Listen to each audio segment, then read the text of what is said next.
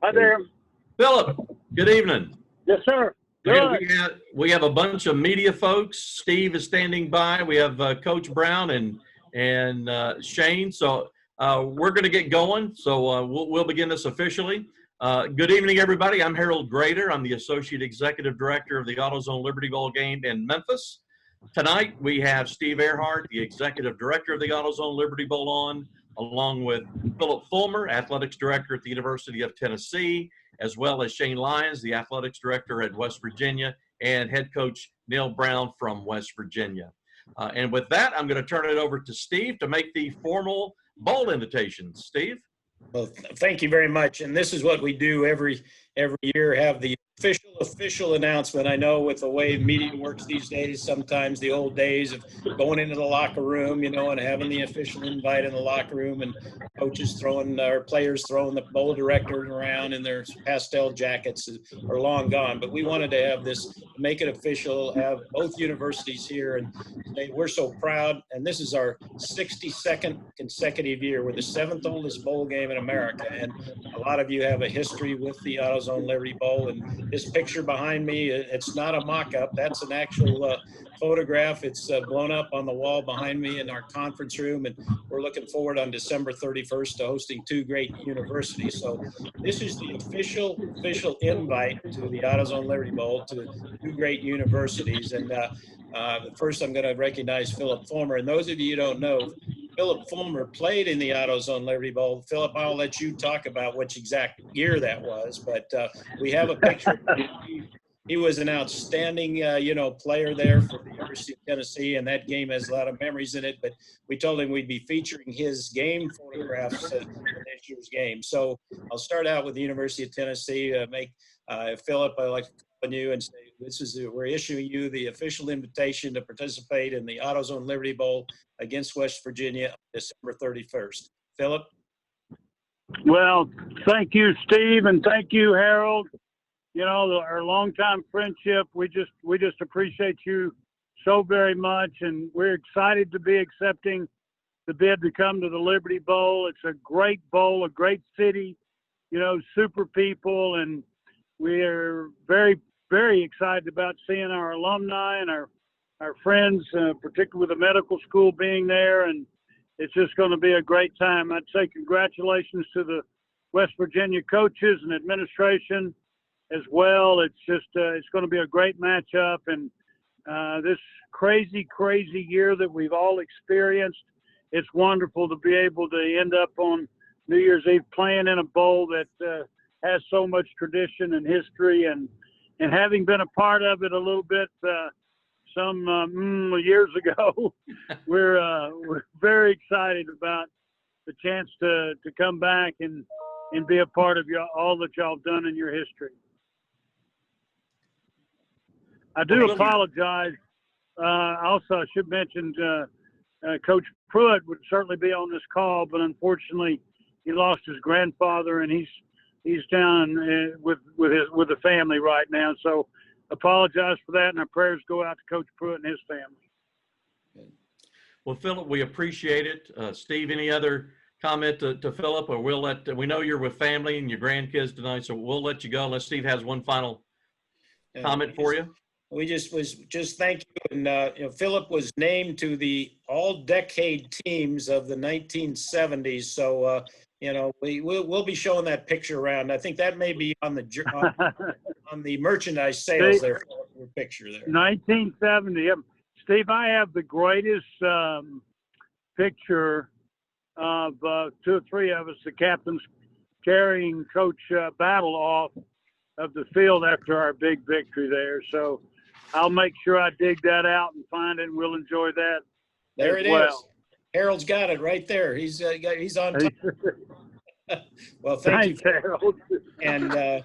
And we know that thank you for taking the time, Coach Fulmer. We know you had to break away from family. So now if we turn it over to Virginia, and so Shane, you and Coach Brown. So again, the official invitation to you to join in and play University of Tennessee on December 31st. Thank you, guys. Thank you, Philip. Well, thank you, Steve, and Harold. Thank you for arranging this here tonight, and again, congratulations to both teams. It's a great event. We look forward to the joining the AutoZone Liberty Bowl on the 31st. You know, I also want to say congratulations to Coach Brown and our entire coaching staff on receiving the AutoZone Liberty Bowl bid after a very difficult season and dealing with COVID-19 issues. It's been a season that will be unforgettable as we move forward. And, you know, there's a lot of issues that our student athletes had to face this year. And it's a great opportunity, you know, for them, and really happy for our seniors and our entire program to be able to play one more game. And it'll be exciting to play in the rich history of the AutoZone Liberty Bowl.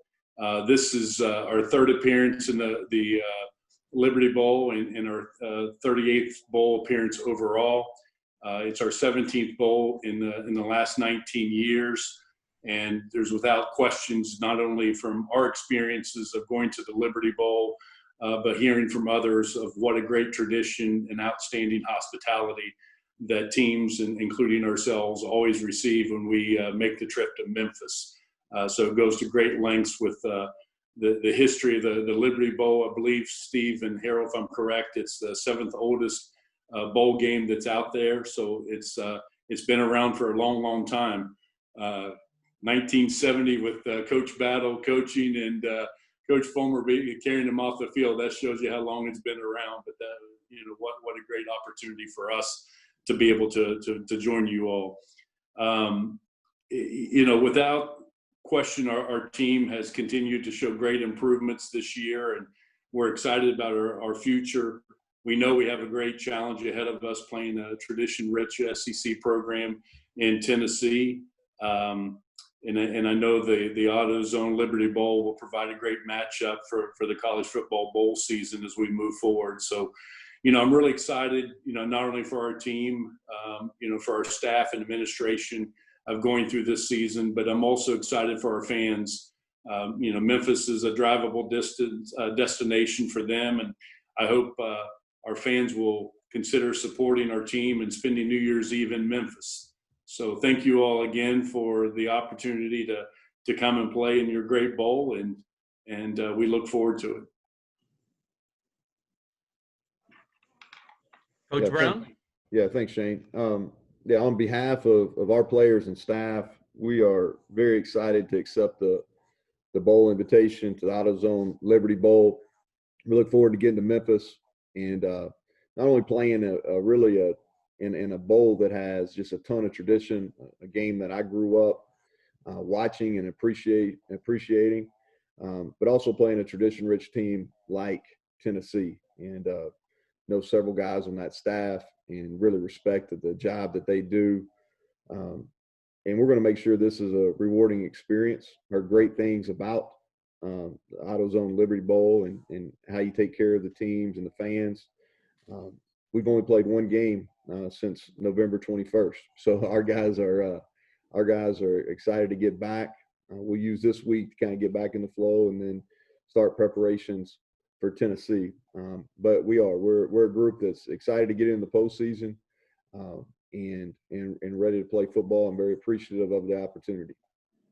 Well, Neal, I'll say this, in addition to the great history that we have, and we have a great pride in the players and coaches that have been on the sidelines at our game. Just a special note for you, since this is your first bowl game at West Virginia, we have a real great track record with coaches in new jobs coming here for their first bowl game and coming away with wins. It goes back to Urban Meyer when he was at Utah, Gary Patterson at TCU, Kirby at Smart at Georgia.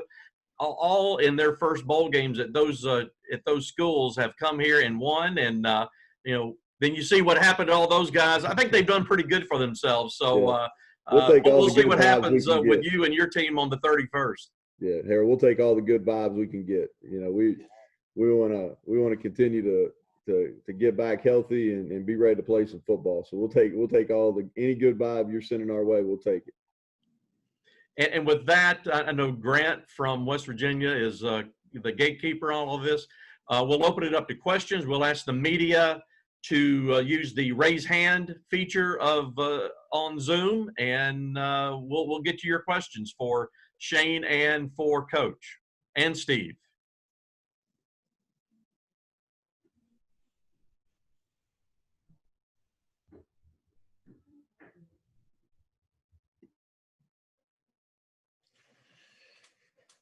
I'm not sure how that feature works. The only thing I can see is see your face.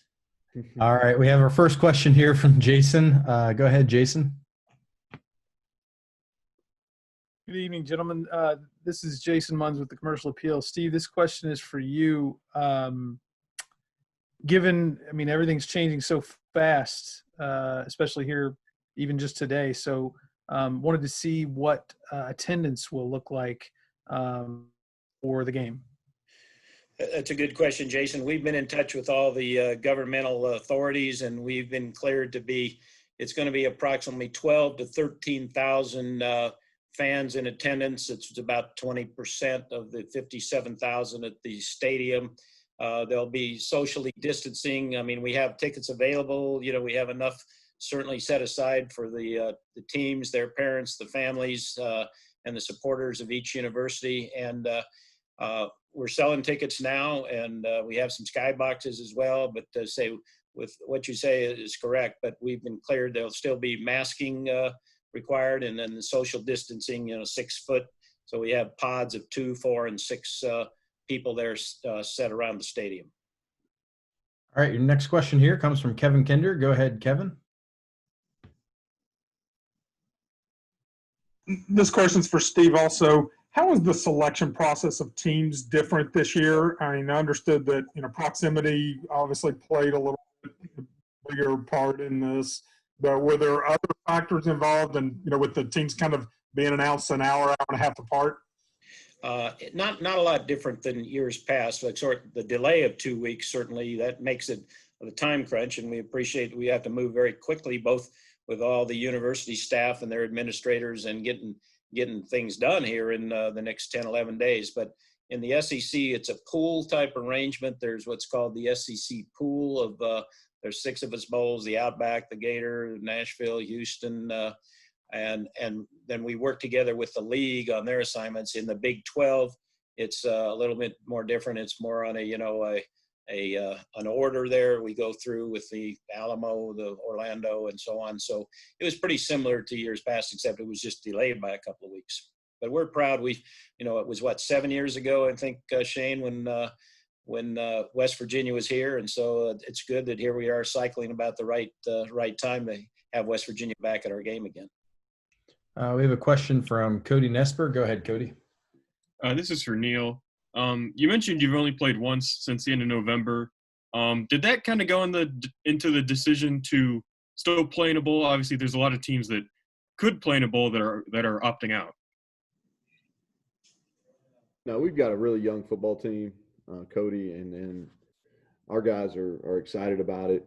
You know, unfortunately for our seniors also, they didn't have a traditional senior day due to the Oklahoma game getting canceled twice, and so we're using this game as a way to salute our seniors as they exit, those that are leaving. So now those were decisions. Our kids were ready to play, and they got a little time off and really came back with a lot of energy and looking forward to get back on the field. We have a question from Blake Topmeyer. Go ahead, Blake. And just a reminder to use the raise hand feature if you guys do have a question.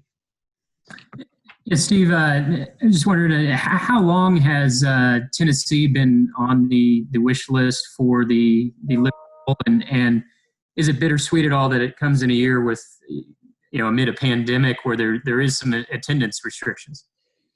Well, you're right. Tennessee certainly, you know, part of our state. Of course, we're on the very far, you know, west side of the state, and Knoxville is over on the other side of the state, actually closer to West Virginia. But you know, it has been 34 years since Tennessee was in the game. And so I'm not sure we've been wishing, but certainly we've had great appearances there. Tennessee's actually 3-0 in the history of the AutoZone Liberty Bowl. Isn't that correct that Tennessee's 3-0. So I think Archie Manning reminds me that Ole Miss has the record of being 4-0, and Bear Bryant was only 2-2. So, but no, we've certainly been in touch with Tennessee, and as Coach Fulmer mentioned, there's a great presence here in Memphis with the pharmacy school, the medical school, the nursing school, and there's an awful lot of employees right here in Memphis that are part of the UT system. So, we certainly, we've been in touch with Tennessee. I've been doing this for 26 years, and I think most every year we've had some kind of conversations with UT. And then a question for Neal, if I may. Neal, I know it was before your time there at West Virginia, but these teams did play in 2018 in Jeremy Pruitt's first season as coach. Do you use that game much at all in preparation, or is that not really relevant to these teams? And also just some more of your impressions on what you see from this Tennessee team. Yeah, well, just finding out who we're going to play, I don't have a whole lot of impressions just because I haven't had an opportunity to watch them. I have them on the screen behind me here, but I know they'll be really well coached. Known Jeremy for a while just because we had some time together on the road recruiting and stuff. The guy that Todd Watson is on the staff there, who was on our staff for 3 years at Troy, and Derek Ansley and I worked together at Kentucky, so familiar with those guys. And like I said, really respect what they've done, not only this year but in their career. As far as the 2018 game, we won't reference back to that. I know that it was the first game of the season. It may have been, was it the first game that Coach Pruitt coached? I think it was. It was. Yeah, and honestly, we just didn't have very many players that are still on our team that played in that game. I bet there's less than 10 that actually played a key role, maybe even as low as 5. I don't know. I'm kind of speaking off the cuff, but no, we won't reference that game. Next question from Kevin Kinder. Go ahead, Kevin. Question for Coach Brown. Have you started to lay out a practice schedule yet to have an idea of the number of practices you'll get in? And will you split things up again I know you've liked to get some developmental work in for your younger players? Yeah, I'm kind of looking at my calendar. That's what I was doing there, Kevin. What we plan on doing is we've had light workouts the last 2 days, and we had that break where we paused activities for a week. So we had 2 light workouts, and then we'll continue with 2 more kind of lightish workouts, trying to get our guys back in the flow, and then we'll get into game prep. And that's kind of what it looked like. We'll get into it. We won't tackle with our younger guys just because we're planning on playing several of them in the game, and a lot of them have been playing already. But we will do some simulated scrimmages toward the end. We'll be right around that 9 or 10 practice, just depending on how it falls. We have a question from Mike Kazaza. Go ahead, Mike. This is for Neal. Kind of similar. I'm imagining with the holiday, it sounds like you're not going to break at all there. Is that so? And then just for you and for, I don't know if it's morale or planning or development, whatever, it seemed like the game could have been the 26th or the 31st, depending on where you landed. Is there a difference, better, worse, between playing one early and one late? No, we kind of understood coming into the scenario just by the games that we could potentially fall into, that we were going to play on the 26th or the 31st. I think playing on the 31st is probably better for us just because we had that extended break, and we need probably a little bit more time to kind of get back in the flow of playing. I think morale is huge in these games without question, and we got several goals for any bowl, this bowl in particular, and one of them is to have a fun, rewarding, memorable experience. And so, this is not a typical year, so we'll do some things here to make it. It's not going to be we won't treat this like fall camp or spring ball or anything like that. We're going to get ourselves ready. We'll get some good work for our young people, but we're going to, once we get back into the flow and going against each other, we'll get into our Tennessee prep with the expectation of playing well on the 31st, because the last time we played, we did not play very well. And I don't think that was a good representation of who we've been during this 2020 season. And we want to respond and finish in the right way. Go ahead and take a question from Keenan Cummings. Go ahead, Keenan. This is for Neal. Neal, obviously Scotty Young today said he was going to be eligible. How does he fit into the picture with you guys? I know he's obviously been on the scout team. How does he work in? What position does he play?